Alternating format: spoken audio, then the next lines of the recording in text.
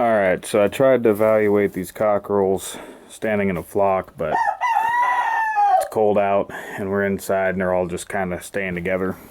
So I'm going to catch them and just kind of walk my way through each one. This first one here, give you a little bit of info on what I like about him. Number one, he's not super red in color. He's one of the larger ones. Of course, that could be that he's one of the first that hatched off. I'd have to check his toe punch records. Let's walk through and take a look here. Again, you know, he's a little red in the shoulder, but it's a lot closer to the rest of the body. His flights are on the pale side. You got some white edging coming in there,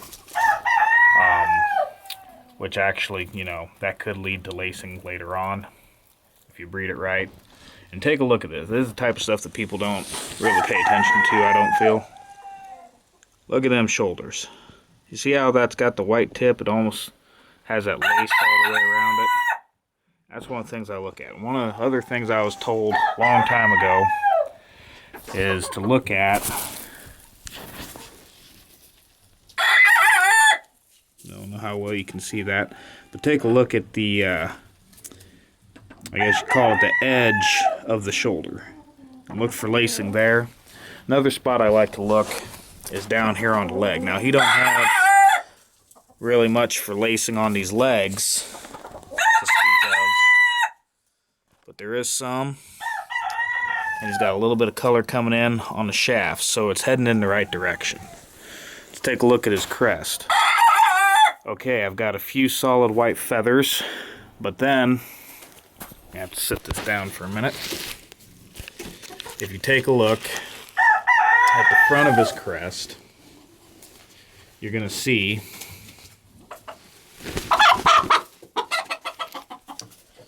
he's got the proper pattern coming in on the front of the crest. Got some rather nice nostrils. Wattles are a little rough, but they're not huge. He's got the white earlobes. And his eye color's maybe a touch light, but I don't know how well you can see that. Let's flip him over here. Underside of the tail. Alright, we got lacing going here. Good. Lacing coming along the backside. Shanks are not as deep blue as I'd like, but the blue does come all the way down to the tips of the toes. And as you can see here, we don't have that solid, rich buff in the tail feathers, but again, I feel it is moving towards the right direction.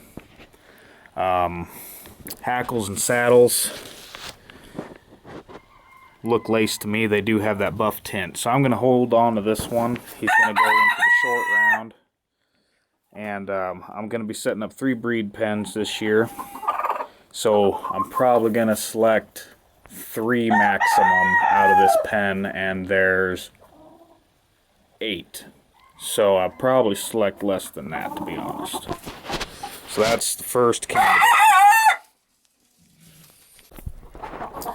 Okay, we got candidate number 2 here, and again, he's on the lighter spectrum. He's about a medium shade, I'd say, but look at how red those shoulders are compared to the rest of the body.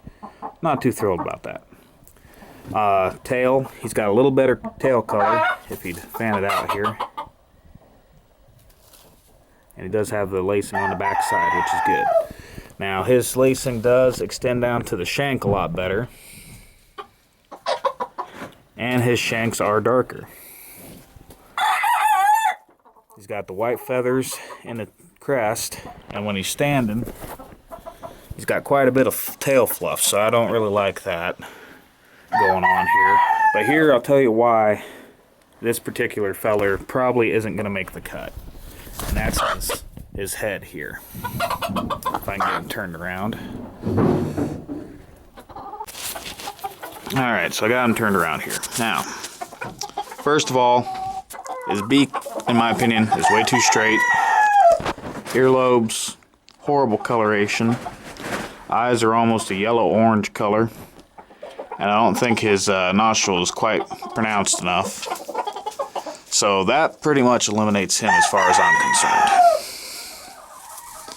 So we'll put him in the side here, and we'll just keep going. Alright, candidate number 3. As you can see, he's got that fluff in the tail. You might notice I'm not really talking about body type much, and there's 2 reasons for that. Number 1, it's because you can't really assess body type when you're holding them. You gotta have them standing. Number 2, I try to weed out the obvious faults first, and then I'll go through the ones that make the short round and make my decisions from there. Alright, so this one, he's got color coming in to the tail, which is in the right direction. But it's not all there yet. Of course, none of them are. Again, his shoulders are a lot darker, and actually his crest is pretty orange too. Something I kind of keep an eye on here, a lot of people overlook, is with these colors, you can actually have what they call gold leakage, which is the gold gene of the hidden under base pattern coming through.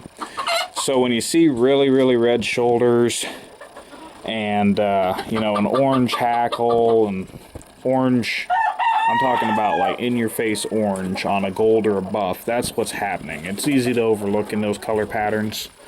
I like his leg color, man. I do like his leg color. Let's see here, take a look at his shank or his thighs, excuse me, I keep saying shanks, but I'm referring to the thighs. And you see how them feathers are all laced down there? All the way to the knee. That's something I check on. Let's flip him over here. I haven't really addressed this in the other ones, but ideally, you want that lacing to be even all the way around. And as you can see, it's thicker on the tips. I also check the underside of the wing, look for lacing there. But here again is another one that ain't gonna make the cut.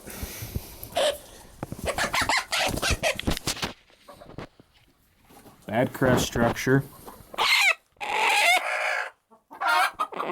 almost no color to the earlobes. His eyes are in the right direction, got the cavernous nostrils, and his wattles, for the most part, are fairly well shaped, but he ain't gonna make the cut.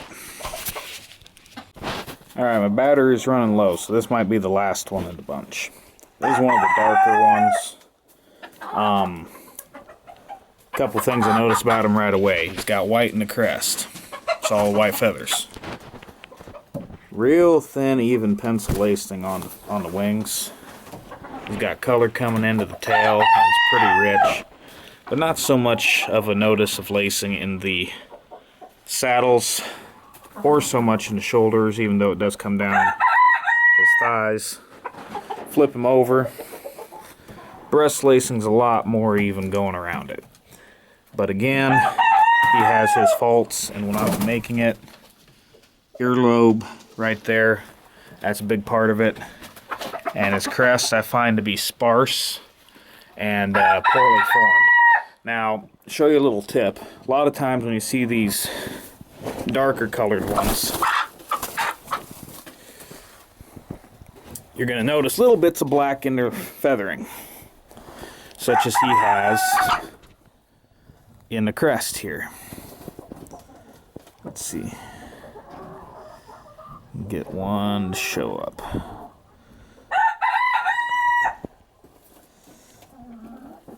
Right there. And what that is a buff lace is essentially a gold lace, but with dominant white added.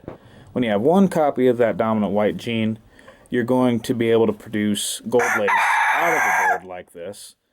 So essentially, if you're trying to breed just straight buff lace, you wouldn't want to use him. But that's what that signifies. He is impure for the dominant white gene. And basically his head points are what is keeping him from the brood pen, and also the lacing, or lack thereof, in the saddle and shoulders and